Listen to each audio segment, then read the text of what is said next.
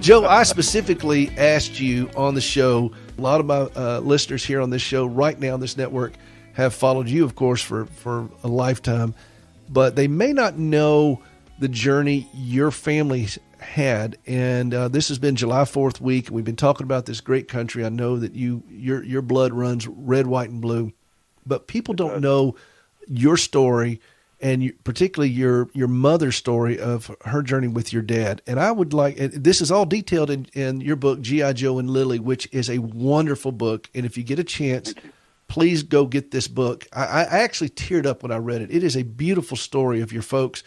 Tell us a little bit about your mom and dad. Well, in a nutshell, my mom and dad were both World War II veterans. They both pretty much ran away from home and joined the Army. And my mother was a Women's Army Corps WAC, and my father was in the 90th Infantry and on the first wave of attack at on D-Day at Utah Beach. He fought 50 days in and got hit hard in St. Lo, France, after taking out a German machine gun nest single-handedly. He was awarded the Bronze Star. He got Purple Hearts for being shot up pretty badly, and a Silver Star. And those medals are why he's buried in Arlington today, along with my mother. They met when he came home from the war. My mother was working, like I said, with Women's Army Corps in Long Island at Mitchell Field, and they were expatriating, I forget the word, getting the guys in correctly back into the States. And my mother met my father then. They got married 3 days later. They had me in 1948. When my dad was 39 years old, he was working factories. And 39, he had a debilitating stroke. He had a piece of shrapnel catch in his carotid artery, and it cut off the blood flow to his brain, damaged his brain. It took away his right arm for the rest of his life. He never got anything in that right arm again. His leg, he could walk on it with a cane for several years, but eventually was wheelchair-bound. And his speech was 98% gone.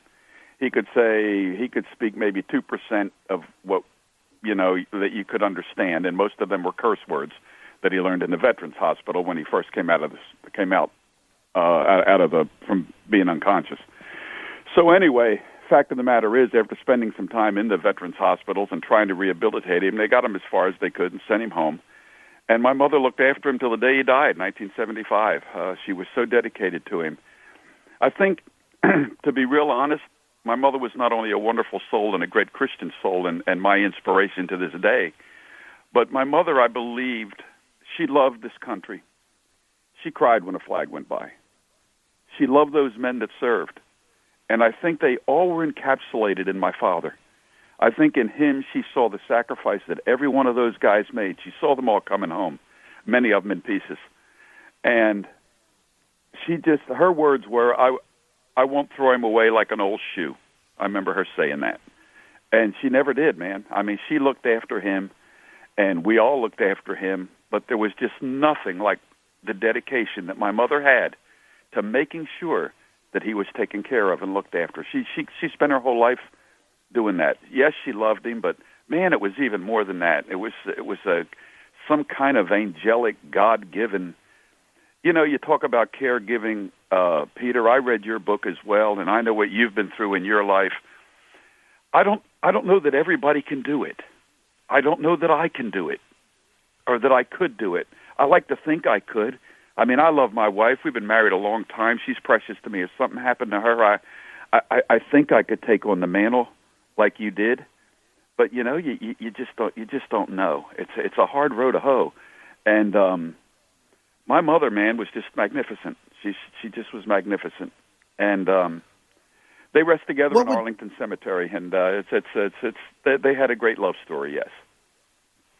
As you grew up in this environment, and the book G.I. Joe and G.I. Joe and Lily was rather candid, Joe. I mean, you did not gloss over the painful parts of growing up in a home with a wounded vet. Alcoholism, all these kinds of things were part of this journey with your dad. And your mother, I mean, she really is an extraordinary woman, clearly.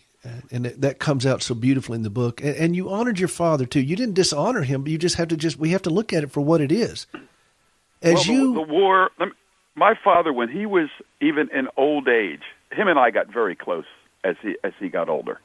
I would go up there to Philly and surprise visit him in the little row house we grew up in, and we would sit in the back kitchen there on the table and play penny ante poker for 6, 7, 8 hours all night long. And the pennies turned to nickels, which turned to quarters, and then he'd start getting out the green. I lost so much money to my father. It's amazing. Stroke victim and all, he could play his poker. Must have learned it in the Army. But I got to tell you, he would be candid with me, and he would say, Bonsall, that's what he called me, and he'd make his hand like a gun and go, war, a god-dang war. No, no, no. And he paid for that war his whole life. And in his younger days, yeah, he drank. He had nightmares. He was a pain in the can to live with some, to be honest, because of what he went through. But we all understood him, though, at the same time, my mother especially. And I remember what would you say about him? The machine gun. What would you say, Joe, about families of vets that are wounded like this? Because we have so many that are coming back with all types of traumatic brain injuries, all types of neurological events that never recover from this. And your mother came from a different stock. She's an extraordinary woman, but there are not a lot of your mothers out there, but there are a lot of people out there having to do what your mother did. Well, one of the things, and as your book has encouraged so many people, I have heard over the years since my book came out, which was in 2003 now, but it still sells regularly. I've heard from so many young soldiers and their wives who wanted to be like my mother after reading that book, and that's always blessed my heart, and I know it certainly would hers if she knew that the young soldiers of today were reading her story as she used to tell it. You're going to write my story, aren't you, Joey? That's what she'd always tell me, and I always promised her I would. And I wish she had lived it to see the book, but I think she knows that I wrote her story. But to get back to your thought there, and you were exactly right. War is hell. It's absolute hell. Battle is hell. You see things, and your adrenaline rush is such that there's nothing like it at all. And then to come back to normalcy or try to is very hard for these men. It was hard for my father. I saw it up close, man, and it was ugly. And our young people today have seen things and done things. I equate it like this. Have you ever been in a car wreck? I mean, like a really good bang-up car wreck where maybe you could have even died? The noise, the smells, the bent metal, the sounds, everything that happens to you right there. That adrenaline that happens. I was in a wreck like that one time, and every time I walked into my garage and could smell that smell of the oil or whatever in a garage, I got a little creeped out for a long time because of that wreck stayed in my mind. Combat is like that feeling every day of every week of every month continuous. These men go through this for days and days and days and days. What happens to that adrenaline rush? Where does it go? Does it even out? Do you just go crazy? And I think that we need a strong sense of understanding of these people because it's tough.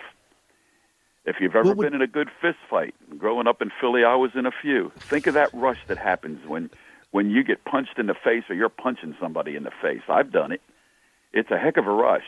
Combat is worse than that, and it's continuous. It pays a big toll, man, on the mind and the body and the spirit of a young man. And we just need to understand these guys better, and we need to take care of them better. And I do think President Trump's trying to do that, and we need to look after them. They're the best of us. They gave of themselves, and I think we owe it to them. But you're right. I don't know. I like to think my mothers are out there. I like to think there's people out there. You're out there. I think I'm out there, like I said earlier. I don't know for sure, though. But it's tough. It's tough. This PTSD thing is really hard.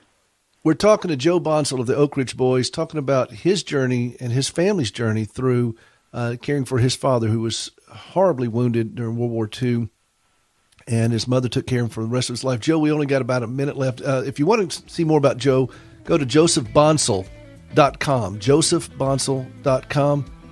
Joe, I just want you to know I appreciate you calling, just to take a moment to spotlight these wounded vets and their families And I'm sorry we bumped up against the clock here. We got to run, but thank you so much. And I want to have you back on. Peter, you're doing a great work. Good luck on your show, brother. Thank you. Joe Bonsall of the Oak Ridge Boys. If you see a wounded vet, look at their family as well. Look at their family. This is what Joe's message is in G.I. Joe and Lily. Go to josephbonsall.com for more. This is Hope for the Caregiver. We'll be right back. Don't go away. Have you ever struggled to trust God when lousy things happen to you? I'm Gracie Rosenberger, and in 1983, I experienced a horrific car accident leading to 80 surgeries and both legs amputated. I questioned why God allowed something so brutal to happen to me. But over time, my questions changed, and I discovered courage to trust God. That understanding, along with an appreciation for quality prosthetic limbs, led me to establish Standing with Hope. For more than a dozen years, we've been working with the government of Ghana and West Africa, equipping and training local workers to build and maintain quality prosthetic limbs for their own people. On a regular basis, we purchase and ship equipment and supplies, and with the help of inmates in a Tennessee prison, we also recycle parts from donated limbs. All of this is to point others to Christ, the source of my hope and strength. Please visit standingwithhope.com to learn more and participate in lifting others up. That's standingwithhope.com. I'm Gracie, and I am Standing with Hope.